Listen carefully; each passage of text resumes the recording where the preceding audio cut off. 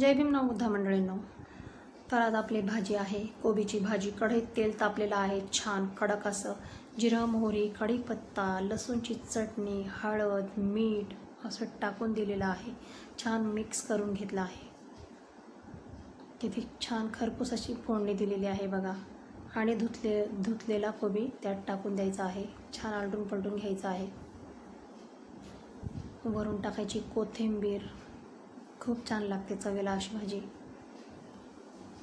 मी साधीच बनवली आहे. यात मुगाची डाळ पण टाकून बनवतात किंवा हरभऱ्याची डाळ पण टाकून बनवतात. साईडला मुलासाठी गरम पाणी ठेवलेलं आहे. ह्या दिवसात पाणी व्यवस्थित येत नाही म्हणून त्याला मी उकळूनच पाणी पाजते.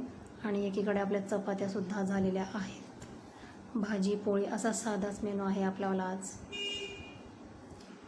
करून बघा तुम्ही पण अशा पद्धतीने. भाजी छान लागते. स्वयंपाक झाला आहे आपला तयार. पत्ताकोबीची भाजी. भेटू उद्या अशा नवीन रेसिपी सोबत.